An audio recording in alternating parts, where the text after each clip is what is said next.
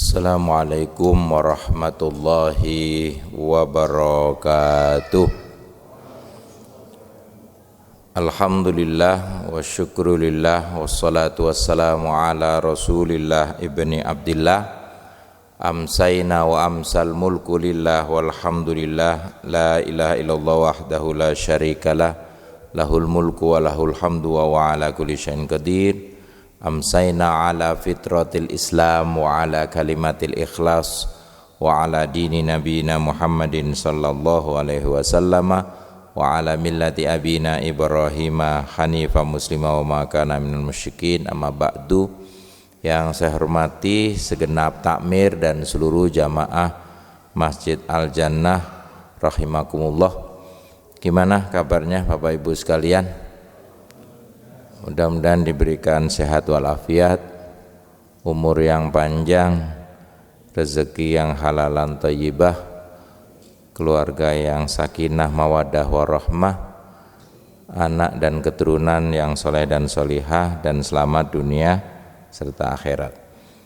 Salawat serta salam semoga tercurahkan pada junjungan kita Nabi besar Muhammad sallallahu alaihi wasallam serta keluarga, para sahabatnya dan pengikutnya yang setia. Marilah kajian kita tentang tarbiyatul aulad fil Islam, pendidikan anak di dalam Islam. Kita semua sebagai anak, kita semua sebagai orang tua, kita semua sebagai suami dan istri, mudah-mudahan ilmu ini bermanfaat bagi kita semuanya. Bismillahirrahmanirrahim. Raditu billahi robba wa bil islami dina wa bi Muhammadin nabiyya wa rasulah. Rabbi zidni ilma warzuqni fahma waj'alni min ibadikas sholihin. Kita sudah sampai di hadis yang ke-12. Betul ya? Biasanya yang mengamati itu kalaupun nanti berulang mudah-mudahan bermanfaat.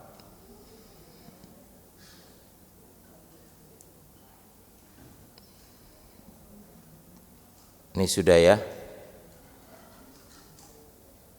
di nomor 12 ya.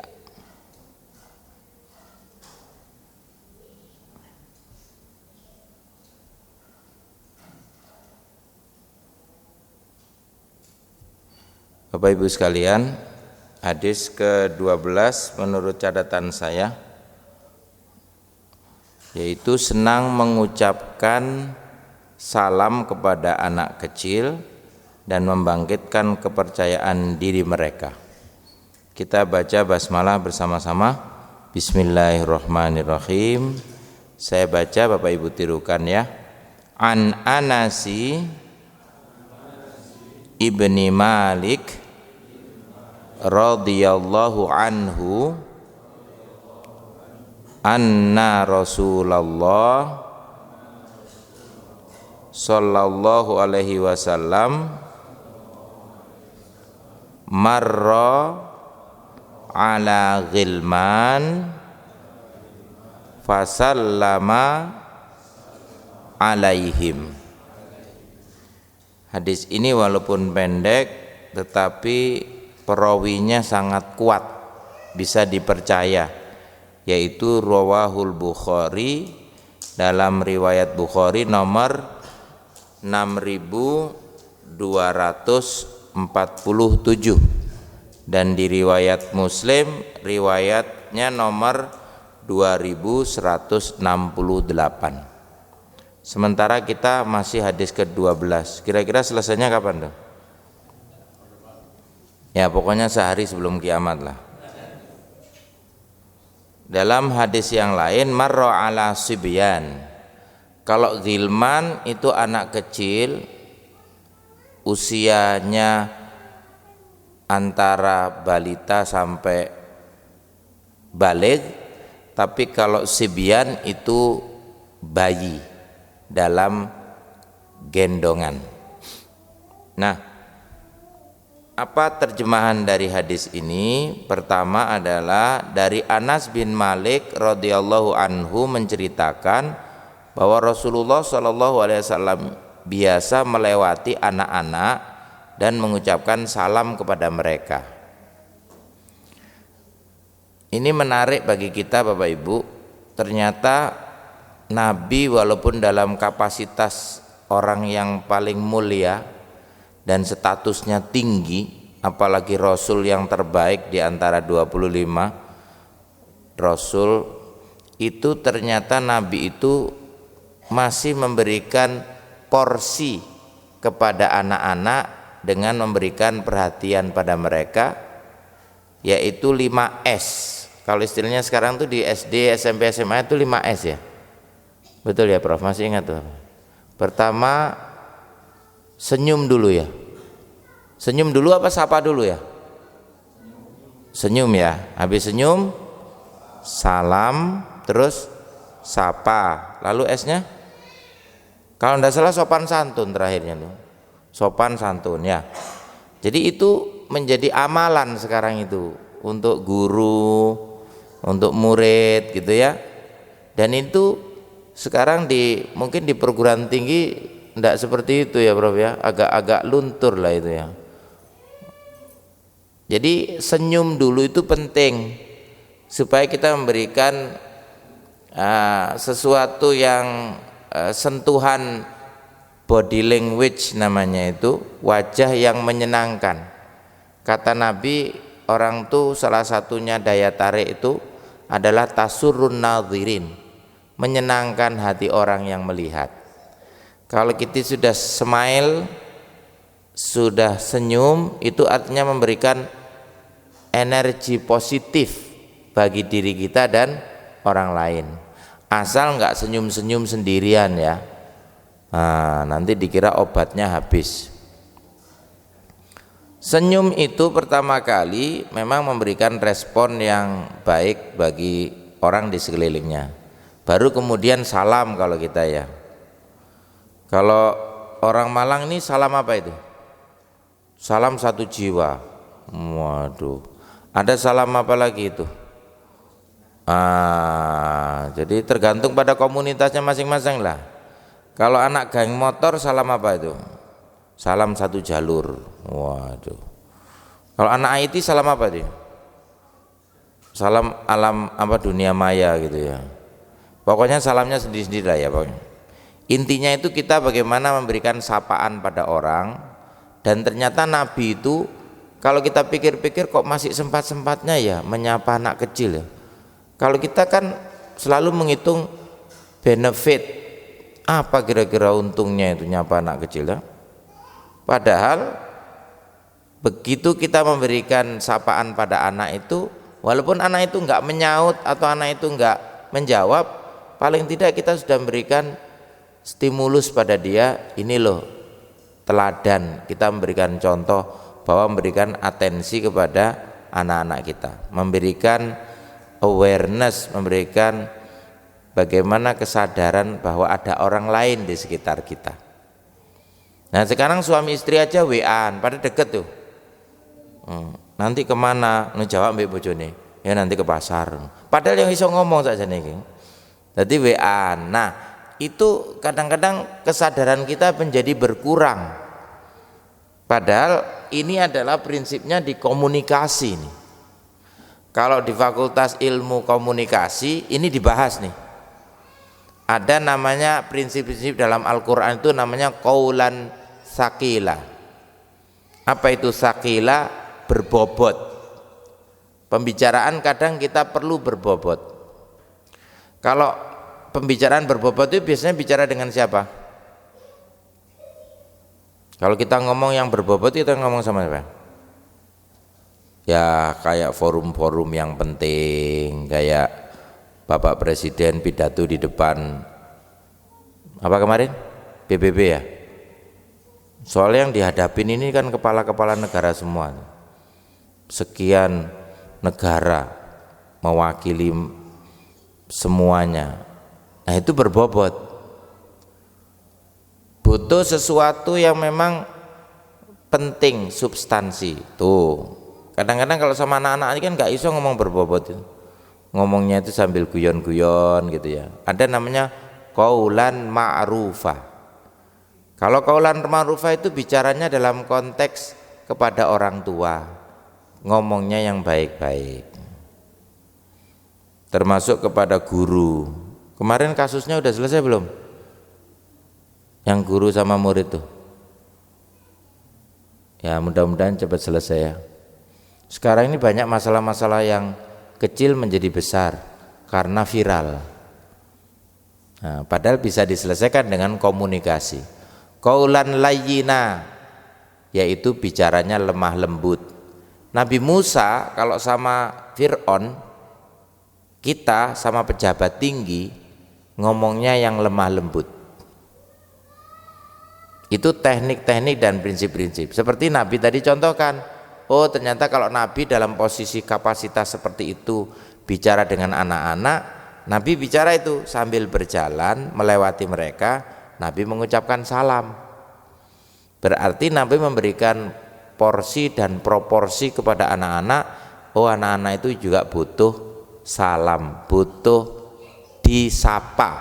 Nah, ibu-ibu, bapak-bapak juga gitu, perlu sapaan, perlu sentuhan. Salam itu termasuk salaman apa enggak? Oh salim ya. Oh ya, kalau salim enggak dapat sangu nanti ya. Kalau enggak salim enggak dapat sangu. Kalau bapak ibu saya dulu, mbah-mbah saya, ayo sini salim salim salim, nanti dapat sangu gitu. Sangunya itu namanya reward. Kalau enggak salim enggak dapat sangu, itu berarti punishment, hukuman bagi mereka. Berarti mereka tidak memberikan penghormatan. Jadi kalau kata Nabi, laisa minna malam yarham saghirana walam yukrim kabirona. Bukan termasuk golongan kami, katanya Nabi, kalau yang senior tidak sayang kepada yang junior tidak hormat sama yang senior. Golongan tua tidak sayang pada yang golongan muda pun tidak hormat sama yang tua. Ini penting karena jamaah kita ini kan macam-macam ya. Kalau yang golongan yang tua yang mana-mana ini, yang golongan tua-tua ini, mau nggak disebut tua ini? Nggak mau biasanya. Nah ya muda semua ini Pak. Jadi kalau ditanya umurnya berapa gitu disembunyi-sembunyikan gitu ya. Ya anu Pak masih 17, sisanya kira-kira gitu. Jadi ini konteksnya bahwa oh ternyata Nabi itu dalam hal-hal sederhana ternyata juga beliau itu memberikan contoh pada kita. Misalnya kalau dalam Al-Quran, yamshi fil aswaq, Nabi Muhammad itu ternyata juga suka berjalan di pasar. Nah kira-kira bapak-bapak ini masih seneng apa enggak jalan di pasar? Seneng ya, masih seneng ya. Lah iya, paling tidak ngadem lah. Atau kelompoknya Rojali, rombongan jarang-jarang beli. Atau Rohalus, rombongan hanya ngelus-ngelus. Tapi yang jelas Nabi itu walaupun hanya berjalan di pasar, kan itu sederhana. Tapi Nabi itu masih mau, dibanding orang-orang yang mungkin jaim. Apa itu jaim? Waduh, ojo melakukan di pasar kok didelok wong-wong loh. Nah gitu ya. Kadang kita ini nggak mau. Padahal berjalan di pasar itu ya penting juga menyapa orang, penting melihat perkembangan oh di pasar itu apa. Tapi bukan untuk mencari popularitas ya. Nah itu lain lagi kalau itu. Itu demi konten kalau itu ya. Nah, ini emang Nabi betul-betul begitu. Jadi Nabi sangat memberikan contoh termasuk kepada anak-anak sekalipun. Nah pertama faidah hadisnya, disukai untuk mengucapkan salam pada anak-anak. Berarti anak-anak kita ini assalamualaikum kadang gitu ya. Nah kita menyapa mereka itu kemudian mereka punya aura positif. Oh bapak lagi salam nih sama kita nih, lagi memberikan perhatian sama kita. Nah gitu ya. Biarpun itu anaknya orang ya. Jadi kalau marro ala ghilman itu berarti bukan anaknya Nabi, bukan anaknya sendiri itu anaknya orang lain. Kalau Nabi sebut anaknya sendiri misalnya nih, lau sarokot Fatimata binti Muhammadin laukoti anna yadaha. Contoh, seandainya Fatimah putri kandungku jelas-jelas mencuri, maka aku sendiri yang akan memotong tangannya. Jadi kalau Nabi itu menyapa anaknya, biasanya dalam hadis itu disebut namanya. Tapi kalau tidak disebut namanya dalam ilmu hadis, itu berarti orang lain atau anaknya orang lain. Kalau ini berarti anaknya orang lain, bukan anaknya sendiri. Lah kalau anaknya orang lain aja seperti ini, apalagi anaknya sendiri. Jadi usahakan dalam satu hari itu paling tidak kita menyapa. Berapa kali Bapak Ibu nyapa anaknya dalam satu hari? Itu penting ya. Sekali minimal, 2 kali itu lebih baik. Kalau sunnahnya bisa 3 kali, maka memberikan reinforcement pada anak-anak kita, memberikan penguatan. Oh bapak iki tibake seiling karo aku, kira-kira ngono lah ya. Padahal cuman hanya tanya kadang-kadang, lagi apa ini gitu kan, gitu tak? Dan pertanyaan itu menjadi penting. Ternyata hadis-hadis Nabi itu mengajarkan kita sampai sedetail itu untuk memberikan perhatian pada anak. Kemarin Bapak Ibu, saya ini punya teman SD, teman akrab. Ibunya itu masuk ICU. Sebulan yang lalu teman saya ini udah cerita kalau ada perilaku-perilaku yang aneh pada ibu kandungnya. Anehnya itu apa? Biasanya nanya-nanya anaknya, ternyata sebulan itu enggak nanya anaknya sama sekali. Nah ini ya, kita penting nih mengamati perilaku orang tua kita juga. Siapa tahu ada sesuatu yang aneh dan nyeleneh. Ternyata Bapak Ibu, begitu sebulan kemudian kondisi tubuhnya ini menurun, kesehatannya itu menurun, jantungnya melemah, imunitasnya melemah, stabilitasnya melemah, menurun, akhirnya masuk ICU. Saya udah bilang sama dia, kalau bisa nanti bicara sama dokter, hubungkan dengan HP. Ternyata teman saya ini masih sempat untuk mengingatkan ibunya untuk mengucapkan kalimat thayyibah. Ma, la ilaha illallah ya ma. Cuman gitu tok, 3 kali mamanya bisa menirukan dan kemudian beliau wafat, meninggal dunia. Padahal cuman menyapa terakhir itu tok. Nah coba tuh ingat-ingat kita itu. Ternyata Bapak Ibu, menyapa itu walaupun cuman sedikit, sebentar, tapi kalau quality time, waktunya itu bermutu. Orang sakaratul maut itu kan bermutu Pak. Nah itulah kata Nabi, man qala akhiruhu la ilaha illallah dakhalal jannah. Barang siapa yang akhir hidupnya mampu mengucapkan kalimat la ilaha illallah, kalimat tauhid, maka insya Allah masuk surga. Nah Bapak Ibu masih punya orang tua apa enggak? Nah penting tuh. Sehari ini udah tanya enggak orang tua lagi ngapain? Penting ya. Nah itu amalan Rasul tuh. Bagaimana kita memberikan perhatian itu kepada bapak ibu kita, dan kita sebagai orang tua juga bertanya kepada anak-anak kita. Berikutnya,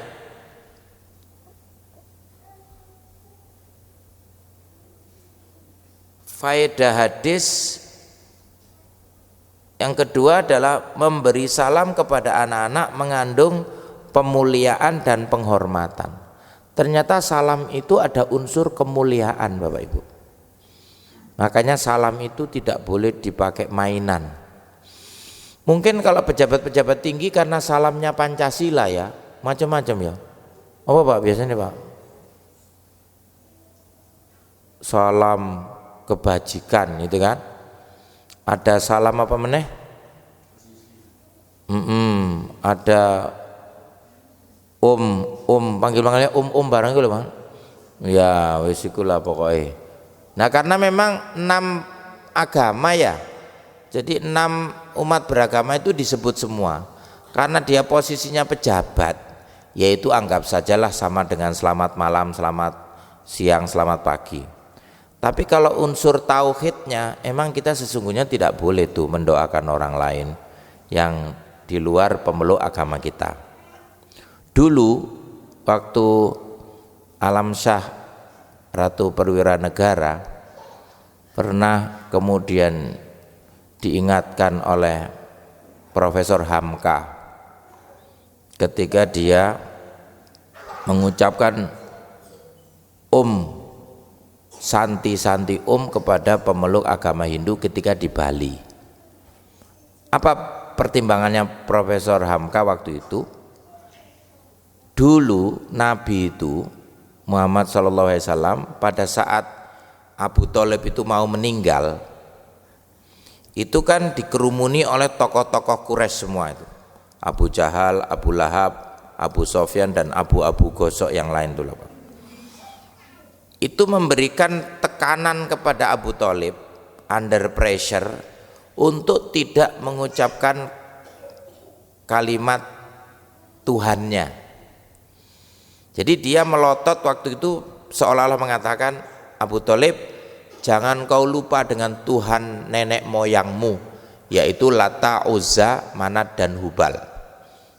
Sementara Nabi Muhammad waktu itu berusaha bagaimana supaya Abu Thalib paman kandungnya itu untuk bisa mengikuti ucapannya. Tapi mungkin Allah tidak mentakdirkan, akhirnya dia mati dalam kondisi kafir. Sebagai seorang keponakan yang kapasitasnya jadi nabi dan rasul, akhirnya Allah itu diminta oleh Nabi untuk mengampuni dosanya Abu Thalib. Jadi Nabi dalam konteks itu orang yang beriman tapi mendoakan orang kafir gitu ya. Akhirnya apa yang terjadi? Turunlah ayat. Kata Allah begini, tidak layak engkau sebagai nabi dan rasul mendoakan orang kafir walaupun itu pamanmu sendiri. Khusus untuk Nabi Muhammad. Sejak saat itulah Nabi Muhammad mengerti bahwa ternyata kita itu tidak boleh mendoakan orang yang di luar agama kita. Yang kedua kasusnya juga ketika Nabi Nuh itu istri dan anaknya tidak mau naik ke kapal, itu juga sebagai suami susah, sebagai ayah pun juga susah melihat anaknya. Akhirnya begitu hanyut, lalu kemudian dia berdoa, ya Allah ampuni keluargaku. Turun ayat lagi, laisa min ahlik, no itu bukan keluargamu lagi, itu amalun ghairu sholeh, amal yang tidak saleh. Akhirnya mendoakan keluarganya yang tidak taat sama suami dan orang tua itu tidak masuk dalam kategori yang dituntunkan oleh Allah Subhanahu wa taala. Nah, konteks inilah perlu kita. Makanya salam itu mengandung pemuliaan dan penghormatan. Berarti kalau kita dalam konteks seperti ini, kita ajarkan pada anak-anak, dengan kita memberi salam pada anak-anak itu berarti sama dengan memuliakan dan menghormati anak-anak kita. Yang ketiga adalah pendidiknya hendaknya bersikap tawadhu, rendah hati terhadap lebih muda darinya. Ya, kita konteks gini ini penting Bapak Ibu sekalian, karena kita ini semuanya prinsipnya pendidik. Kullukum ra'in wa kullukum mas'ulun an ra'iyati. Dari mana proses pendidikan itu dilatihkan? Allah melatih Nabi dan Rasulnya itu lewat sebuah penggembalaan. Kalau kita istilahnya bocah angon, betul ya? Mbah-mbah kita dulu itu sukanya angon kan ya. Coba kita lihat kalau angon binatang tuh macam-macam ya.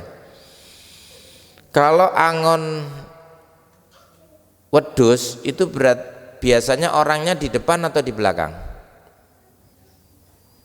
Masih ingat ya? Di depan apa di belakang? Pernah angon apa enggak kira-kira? Atau lihat tutorialnya orang angon gitu. Kalau bebek depan apa belakang? Belakang. Pakai setir apa dia kok bisa belok-belok? Pakai stick ya, tiga awar-awar gitu ya kira-kira. Terus kalau angon kebo biasanya apa? Dituntun ya, dinaiki ya.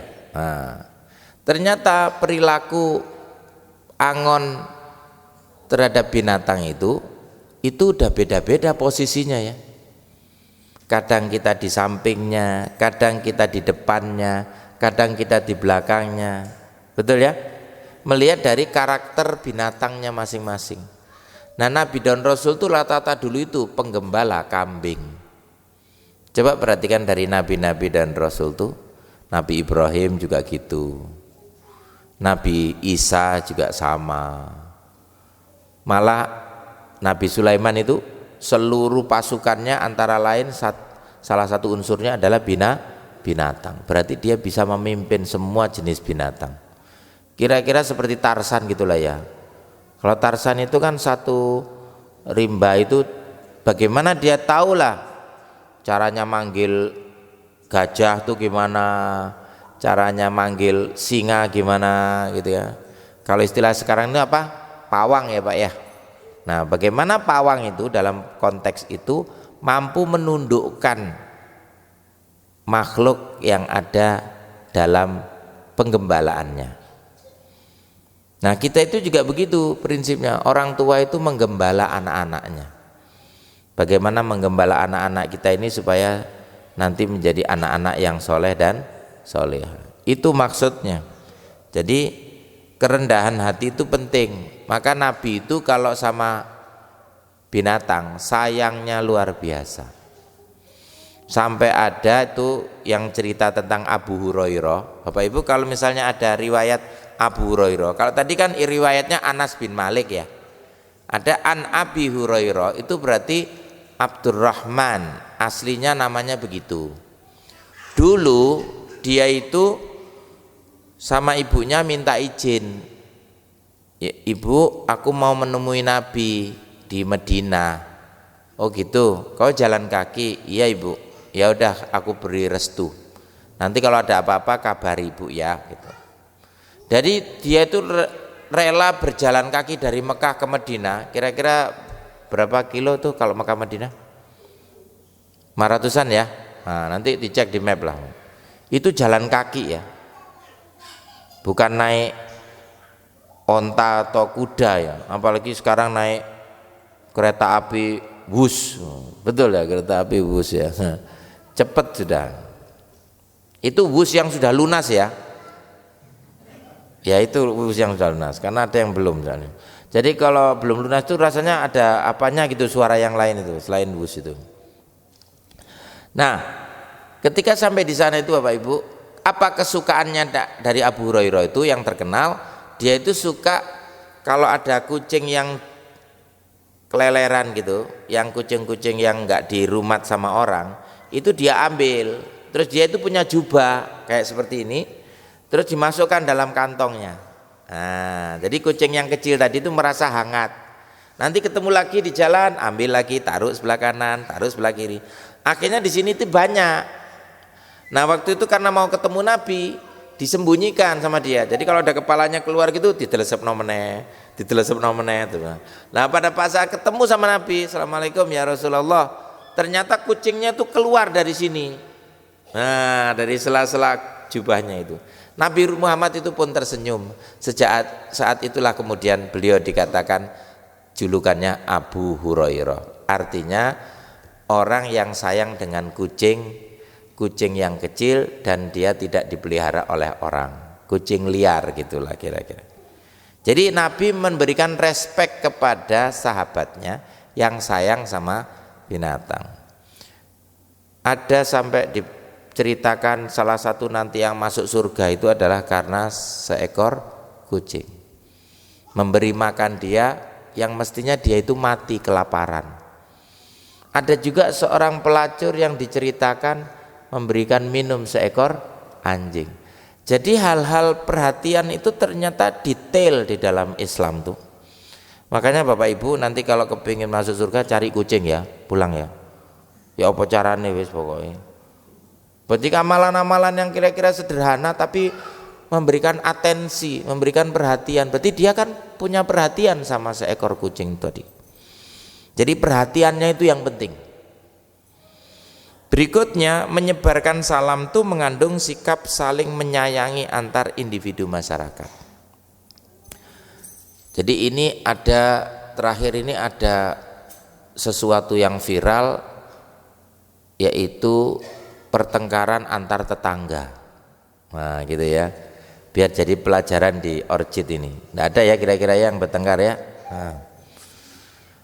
Nah suatu saat guru saya dulu waktu saya di Madrasah Sanawiyah di Jalan Bandung itu memberikan tips pada saya, kamu kalau bertengkar sama temenmu ya, kan teman itu bertetangga satu bangku gitu ya, lagian bertengkar, kemudian temannya ini udah ndak wawuh, apa itu ya ndak wawuh ya, wis gak gelem nyepuro lah pokoknya, wis pokoknya adu-aduan lah gitu, padahal dia sak bangku. Suatu saat udah satunya pergi, satunya jauh gitu, lalu diberitahu sama yang satunya, kamu dapat salam itu loh dari temanmu satu bangku. Padahal dia ini gak tahu, salam-salam gak tahu, kamu dapat titipan salam dari temanmu tadi. Lah dia kan merasa, oh berarti ki wis gak ono apa-apa iki ngene. Padahal ya sik gegeran saja niku. Tapi gara-gara terus dikandani oleh salam, kita mungkin sama tetangga juga gitu, nggak ngapa-ngapain, ada titip salam itu loh, kangen ambil awakmu jadi. Padahal sajanya durung mari urusannya, tapi karena ada titipan salam itu menjadi lalu konflik itu menjadi diredam, tidak malah diobong-obongi. Kon anu wingi digoleki kon jarine awakmu apa maido, encene kon niku Ronaldo mangan ketan tukang maido bolone setan gitu. Nah tambah nemen lah itu terus gegerane tambah. Nah jadi ternyata dengan titipan salam saja kita itu sudah bisa melerai orang yang semestinya masih bertengkar. Dalam kasus ini kalau konteks PBB kemarin itu kan berarti kita ini sebenarnya bagaimana sih melerai Israel sama Palestina ya. Bapak Prabowo itu kan maunya kan gimana sih golek bolo supaya Palestina ini bebas sih apa carane ngono kan ya. Terus gak gegeran tok ngurusi kuwae ngono kan biyen gak mari-mari ngono. Kira-kira gitu. Lah konteks kita bertetangga kalau kita punya masalah pun mudah-mudahan cepat selesai. Jangan sampai masalah itu berlarut-larut. Inilah pentingnya. Jadi menyayangi di antara kita sesama masyarakat, baik tetangga di rumah maupun tetangga di kantor ya, tetangga di instansi, tetangga di universitas. Kalau saya sama Prof ini kan bertetangga karena UIN sama UMM ya, betul. Sesama kampus, jangan lalu satu kampus dengan kampus lain saling menjatuhkan. Kita sesama tetangga, siapa tahu kita ini nanti bisa bertetangga terus sampai di surga gitu loh. Iya. Suami istri bisa ketemu di surga lagi, itu kan enak. Tapi kapan itu ada orang yang tanya sama Ustadz Abdul Somad, Ustadz, apakah saya itu sebagai suami istri nanti ketemu lagi sama istri saya di surga katanya. Ustadz itu kemudian tanya ulang, emang kenapa Pak? Ada enggak Ustadz yang kira-kira doa ya yang masuk surga tapi kita pisah aja lah sama suami istri itu. Loh kenapa? Soalnya saya di dunia ini sudah sering dimarahi istri saya Ustadz, jadi saya khawatir nanti di surga dimarahi lagi gitu. Ada cukup lah Ustadz di dunia saja katanya gitu. Masya Allah. Tapi itu bapak-bapak atau ibu-ibu yang di luar ya, kalau di orchid kan insya Allah gimana Bu? Tetap sama suaminya di surga apa enggak? Enggak ada yang jawab ya. Ketoknya njaluk sing siji paling. Nah, jadi konteks-konteks menyapa, konteks-konteks itu adalah memberikan penghormatan, memberikan kesayangan, itu penting ternyata, punya muatan-muatan atau nilai-nilai yang positif. Yang kelima adalah memberi salam kepada anak-anak mengandung syarat perhatian. Jadi tadi itu ada pemuliaan, penghormatan, kesayangan, termasuk perhatian. Di pesawat itu pilot sama pramugari itu sering ya Bapak Ibu ya memberikan perhatian. Betul enggak? Kalau kita mau naik pesawat biasanya diingatkan apa itu? Ding dong dong dong dong dong dong ding. Apa isinya? Perhatian, bener kan coba gitu ya. Kon kayak perhatian tok itu. Kalau di Jogja itu coro Jawa Pak, pakai kromo inggil, sampai saking halusnya Pak, gak ngerti wong Pak. Ya kan? Para bapak, para ibu ingkang minulya, mbok bilih wonten klenta-klenta dupen kula ngrembak, kula nyuwun samudra pangaksama. Waduh, opo iki ngono. Mane last call, sampai last call itu warningnya betul-betul ditunggu. Panggilan terakhir gitu kan. Itu memberikan perhatian pada kita sebagai penumpang bahwa gimana tuh kalau naik hati-hati barang-barang, kemudian kita duduk pakai seatbelt, terus diingatkan terus. Suatu saat saya itu diingatkan sama pramugari waktu bimbing umroh, Ustadz mohon maaf ya, kenapa? Tolong ingatkan Ustadz jamaahnya. Oh iya, kenapa jamaah saya? Itu di toilet basah kuyup, sampai lantai dasarnya itu becek. Wah berarti wong-wong ki adus kira-kira atau wudu. Jadi ada yang punya keyakinan kalau di dalam pesawat itu ndak ada debu gitu loh, karena kan semua tuh bersih ya, kelihatan lah kayak gini nih tertutup terus kan nggak ada debu katanya. Jadi debu niku gak ketok kaya ndek jaba ngono loh, karena kan clean semua kan, clean ndak ada debu. Padahal kalau kita lihat di mikroskop ya emang betul-betul penuh ini kan, tapi kan orang tuh maunya kasat mata, akhirnya berwudu lah itu di jeding di toiletnya itu, makanya banyak kok pada kecek-kecek di ngisor kabeh. Ono sing mungkin ya ada sebesar atau 100 kira-kira. Jadi akhirnya aduh wis pramugari ini bingung ki apa iki, padahal bawahnya itu instalasi listrik semua kan. Wah akhirnya mbus disedot ayo apa ceritanya di vakum. Akhirnya ya tapi kan mungkin ya masyarakat kita yang naik pesawat tuh enggak semuanya ngerti ya, makanya perlu tentang warning tadi penting.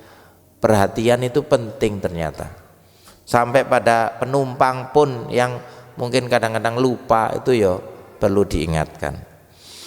Nah, berinteraksi dengan anak-anak kecil wajib dilakukan selaras dengan syariat. Jadi anak-anak kita yang di sini nih kita mencoba untuk melatih mereka, nanti akan kecil teranjak-anjak, besar akan terbawa-bawa. Begitulah Nabi memberikan contoh pada kita bahwa ternyata perhatian kepada anak itu luar biasa. Sampai dulu saya ceritakan Nabi itu pernah mempercepat sholatnya itu karena ada anak yang menangis. Sampai sahabat itu tanya, ya Rasul kenapa kok cepet-cepet, apakah kau tidak mendengar ada yang menangis? Dengar ya Rasul, apakah kau ingin berbuat zalim pada anak itu? Tidak ya Rasul, percepatlah sholatmu. Kalau Anas bin Malik ini yang meriwayatkan hadis ini, itu adalah 10 tahun pernah melayani Nabi, membantu memasakkan, mencucikan baju, membersihkan rumah, pokoknya melayani Nabi lah. Ibarat kita itu seperti pembantu rumah tangga. Kalau di sana namanya khodimul bait. Kalau Raja Saudi itu gelarnya khodimul haramain, pelayan 2 tanah suci, yaitu Masjidil Haram di Makkah Al-Mukarramah dan Masjid Nabawi di Madinah Al-Munawwarah. Nah, beliau itu pernah minta izin kepada Rasul, ya Rasul, aku minta izin kepadamu ya. Izin apa Anas bin Malik? Aku izin sholat malam bersamamu. Jadi ini Bapak Ibu sebagai dalil bahwa sholat malam itu tidak hanya boleh berjamaah, tapi disunnahkan berjamaah. Bapak Ibu kalau sholat tahajud, sholat malam berjamaah lah kalau suami istri. Nah, ketika itu berjamaah lah Anas bin Malik. Terus diriwayatkan Nabi itu pertama kali rakaat pertama itu membaca Alif Lam Mim Dzalikal kitabu la raiba fi hudal lil muttaqin. Surat apa itu, Bu? Iki enggak jawabi perkorone wis tau maca apa pancene saking ngapale aku. Itu Al-Baqarah ya. Dikira katanya Anas bin Malik, oh paling 5-10 ayat atau 20 ayat gitu. Ternyata 50 ditambah lagi 100 tambah 150 tambah 200 sampai 200 berapa Al-Baqarah itu? 286. Akhirnya selesai, dikira terus ruku, ternyata ditambah lagi Ali Imran. Aduh wis Ali Imran tak kira ya sebagai paling ya tambahilah 10-20 sampai entek meneh Ali Imran. Ditambah meneh An-Nisa. Bismillahirrahmanirrahim. Ya ayyuhan nasu taqu rabbakumul ladzi khalaqakum min nafsin wahidah. Selesailah An-Nisa. Ditunggu-tunggu paling maring ini ruku. Ternyata enggak, sambung Al-Maidah. Kon wis. Mari ngono menene wis gak melok meneh salat malam. Jadi itu wujud perhatiannya. Karena Nabi kadang juga ngerti, oh ini kekuatan pembantunya ini luar biasa, makanya Nabi ngimaminya panjang. Tapi kalau sama jamaah banyak dan anak-anak kecilnya gini nih, Nabi mesti percepat sholatnya. Kayak imam tadi ya, karena ada musafir. Musafir dari mana itu tadi? Oh, emang ke sini? Oh gitu ya, Masya Allah. Akhirnya terus pada sholat di sini ya. Mereka tadi maunya jamak gitu Terus jamak sendiri-sendiri. Ya. Ya mungkin nggak ngerti ya kalau orang musafir berjamaah gitu itu, kalau habis sholat bersama kita ya dia habis itu berjamaah lagi lah. Salah satu imamnya maju, kemudian mimpin sholat isya-nya biar mereka nanti di perjalanan biar lebih ringan. Berjamak tapi tidak berjamaah gitu tadi ya. Oh sendiri-sendiri. Tapi tidak boleh kalau musafir pas kita itu sholat dia terus bikin jamaah sendiri musafirnya. Nah itu yang tidak boleh. Jadi harus satu jamaah, harus ngikuti musafirnya, ngikuti yang mukimin. Kecuali kita selesai, imam tadi selesai, mukiminnya selesai, baru yang musafir boleh berjamaah. Tapi kalau di masjid-masjid itu tuh B1 jamaah sendiri, nanti B2 jamaah sendiri, B3, akhirnya 10 jamaah lah di masjid itu. Padahal mestinya satu jamaah cukup. Yang 7, mendidik anak-anak kecil hendaknya dilakukan dengan teladan yang baik. Tadi itu ya, qudwah hasanah. Yang 8, urgensi membangun kepribadian anak didik dan memunculkan kepercayaan dirinya. Yang demikian ini dengan cara menghormati kepribadiannya. Mudah-mudahan bermanfaat karena sudah masuk isya ya. Mari kita tutup dengan hamdalah. Alhamdulillahirabbil alamin. Subhanakallahumma wa bihamdika asyhadu an la ilaha illa anta astaghfiruka wa atubu ilaik. Walafu minkum. Wassalamualaikum warahmatullahi wabarakatuh.